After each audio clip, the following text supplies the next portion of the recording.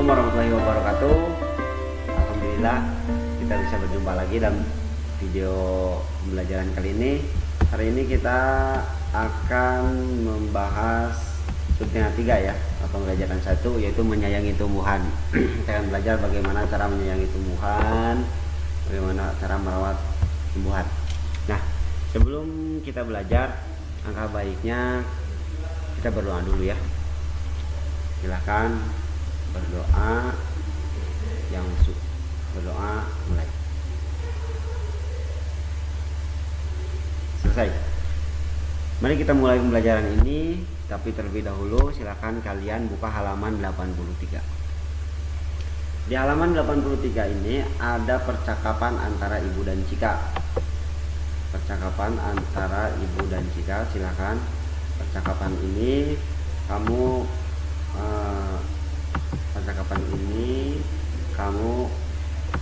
boleh peragakan di rumah ya. Percakapan Ibu dan Cika ini boleh kamu peragakan di rumah. Peragakan dengan ibu atau siapa saja, dengan tidak lupa akan intonasi dan lafalnya harus dengan baik ya. Nah, setelah kalian membaca percakapan ini, silakan kalian buka halaman 84. Kita akan mulai cara merawat tumbuhan. Jadi begini, anak-anakku yang soleh dan soleha, ingat ya bahwa tumbuhan banyak memberikan manfaat kepada kita, kepada manusia. Tumbuhan menyediakan udara untuk kita hirup, untuk pernapasan.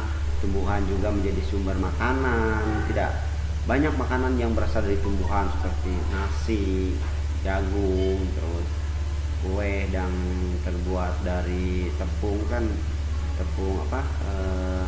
gandum, itu tepung dari terigu juga itu kan terbuat dari gandum, dari beras ya. Dan itu untuk industri juga banyak, untuk industri makanan tumbuhan. Bahkan pakaian kalian juga ada yang dari tumbuhan, seperti kain yang kalian pakai itu kan dari serat ya, serat kapas. Nah, kapas itu kan tumbuhan. Nah, bahkan tumbuhan juga membuat lingkungan menjadi nyaman, sejuk. Coba kamu bandingkan, kalau kamu diam di tempat yang lingkungan kamu diam di lingkungan yang banyak pohon dan lingkungan yang tidak ada pohon. Silakan kamu tentukan mana yang lebih nyaman tinggal di mana, di yang banyak tumbuhan atau yang tidak ada tumbuhan. Nah, maka dari itu, karena memberikan banyak manfaat, kita harus menyayangi tumbuhan. Bagaimana caranya? Tumbuhan disayangi dengan cara dirawat dengan baik. Tumbuhan disayangi dengan cara dirawat dengan baik. Berarti kita harus merawat tumbuhan, dirawat dengan baik. Bagaimana caranya? 1. Penyiraman tumbuhan harus kita siram. Kenapa? Untuk menambah air yang dibutuhkan oleh tumbuhan. Air merupakan salah satu unsur yang dibutuhkan oleh seluruh makhluk hidup. Tubuh kita pun lebih dari 70% isinya air, tubuh kita pun ya. Maka tumbuhan pun sama. Tumbuhan memerlukan air untuk proses fotosintesis.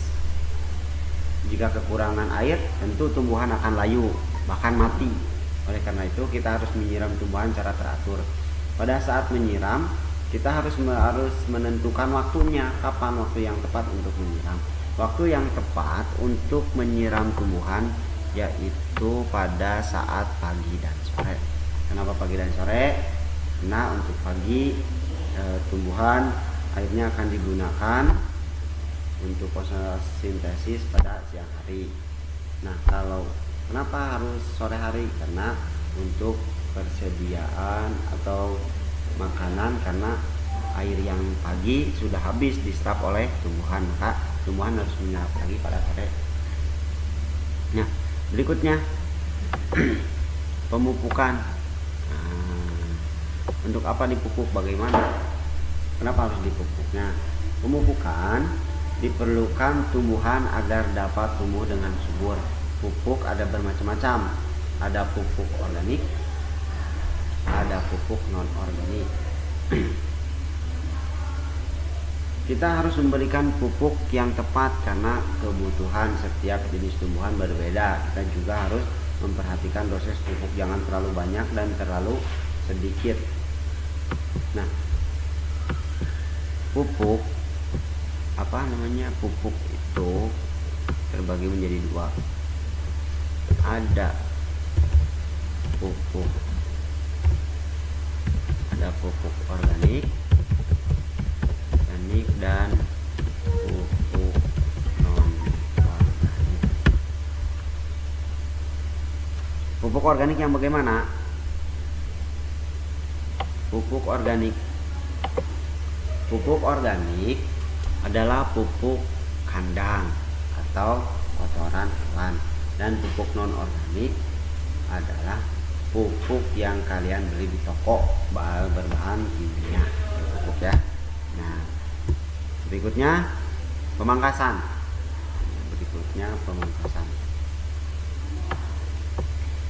Pemangkasan dilakukan pada batang dan daun yang berumur tua. Hal ini bertujuan agar merangsang tumbuhan batang dan daun yang baru. Setelah pemangkasan, kita ada berikutnya itu pembersihan hama dan gulma. Hama dapat menyebabkan kerusakan pada tumbuhan. Contoh hama salah satunya adalah ulat ya. Ulat yang memakan daun itu kan merusak. Hama antara lain tikus, ulat, wereng, dan belang sangit. Hama dapat dimusnahkan dengan menyemprot pestisida. Sementara itu, gulma perlu dikendalikan agar tidak mengganggu pertumbuhan tanaman. Itulah cara merawat tumbuhan dengan baik, yaitu satu dengan cara menyiraminya, dikasih pupuk, terus pemangkasan batang yang tua untuk supaya tumbuh batang yang baru, dan terakhir keempat membersihkan hama dan gulma. Contoh gulma ya belum ya. Contoh gulma seperti rumput ya yang tumbuh di pinggir tumbuhan, itu bersihkan. Oke. Berikutnya nanti ini ya. Nah. Oke, berikutnya nih halaman 83. Halaman 83 kosakata nilati. Dosis silahkan cari di kamus ya, di kamus bahasa Indonesia atau di Google juga boleh lah. Apa arti dosis, apa itu hama, apa itu gulma, apa itu pestisida, silahkan cari sendiri ya. Nanti kalau udah dicari, tugasnya boleh video call ke Bapak atau kalian rekam jawabannya dengan cara voice note, kirim ke WA Bapak. Berikutnya hobi merawat tanaman hias menular pada cicak, yang tadi cerita awal. Nah, bagaimana sih cara untuk kita kalau mau menanam sebuah anggrek? Nah, menanam pohon anggrek dan merawat anggrek bulan supaya bagus. Pertama, sebelum kita menanam anggrek, kita harus memilih bibit anggrek yang unggul dulu. Anggrek bulan yang unggul, yang sehat, yang baik.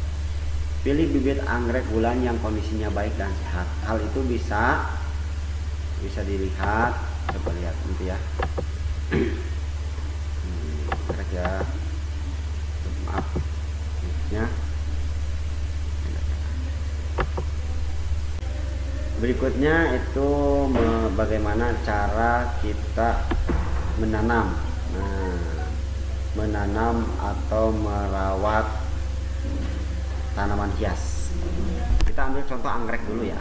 Kita ambil contoh merawat pohon anggrek, tanaman hias pohon. Pertama yang harus dilakukan yaitu memilih bibit anggrek bulan yang sehat. Pilihlah bibit anggrek bulan yang kondisinya baik dan sehat. Hal itu bisa dilihat dari daun dan akarnya. Daun akar yang sehat, daun dan akarnya yang sehat. Daun yang banyak adalah ciri-ciri akar yang masih berfungsi dengan baik. Pertama, kita harus memilih anggrek bulan, bibit anggrek yang baik, memilih anggrek yang baik, yang sehat, dan yang banyak akar dan daunnya. Berikutnya yang kedua halaman 86, menanam. Nah, masuk satu tadi dengan memilih apa? Memilih bibit yang unggul, yang baik, yang bagus. Yang kedua, menanam. Masukkan media tanam lumut sphagnum ke dalam pot plastik. Setelah 5 atau 8 bulan, pot diganti yang lebih besar dengan ditambahkan media tanam di sekelilingnya. Hal ini dilakukan setelah tanaman berusia 12 sampai 14 bulan. Berikutnya penyiraman. Penyiraman dilakukan apabila media tanam sudah benar-benar kering. Janganlah melakukan penyiraman apabila media masih basah. Nah, kalau untuk pohon anggrek, penyiraman dilakukan ketika ketika media tanam atau lumut sphagnum sudah benar-benar kering. Jangan melakukan penyiraman apabila masih basah. Sekitar 3-4 hari sekali semprot air yang telah dicampur dengan pupuk anggrek. Ya, berikutnya pencegahan hama dan penyakit. Pada saat musim kemarau, semprotkan insektisida pembasmi hama berupa serangga lebih sering. Sementara itu, semprotkan fungisida pembasmi jamur pada saat musim hujan saja. Ya. Oke. Terakhir, penanaman anggrek harus di tempat yang memiliki sirkulasi udara yang baik. Kenapa? Karena sirkulasi udara sangatlah penting bagi pertumbuhan anggrek. Apabila tempatnya sempit dan pengap, maka anggrek akan mudah terserang penyakit. Ya. Nah, itulah cara kita menanam atau merawat tanaman hias. Berikutnya di sini ada tugas seperti biasa ya. Silakan dikerjakan, ini tugasnya nih. Ini tugasnya nomor 1 sampai nomor 5. Silakan dilengkapi sendiri ya, usahakan sendiri dulu. Kalau belum bisa atau kurang, boleh minta bantuan kepada orang tua kamu. Berikutnya, nah ini dilewat. Nah, berikutnya kita akan belajar matematika. Kita akan belajar matematika mengenai garis bilangan. Garis bilangan merupakan garis bertuliskan bilangan. Bilangan itu berjarak sama panjang dan berurutan dari kecil ke besar. Semakin ke sebelah kanan, maka bilangan semakin besar. Semakin ke sebelah kiri, bilangan semakin kecil. Contoh ya. Nah, contoh melengkapi garis berikut. Berapakah nilai pengganti A, B, C, dan D pada garis di atas? 1. Berarti di sini setelah angka 1 angka 2. Setelah 2, 3, setelah angka 3, 4, setelah angka 4 berarti setelah angka 6 atau angka 5 angka 6, setelah angka 6 tuh dan berikutnya ya. Nah, kita akan coba di halaman 88. Nah, coba. Garis bilangan juga dapat digunakan untuk menyelesaikan penjumlahan bilangan. Perhatikan contoh berikut. 3 ditambah 4, hitungnya dari 0. Hitung mulai 0 sampai ke angka 3. Ini 3 nih, sampai ke angka 3. Oke.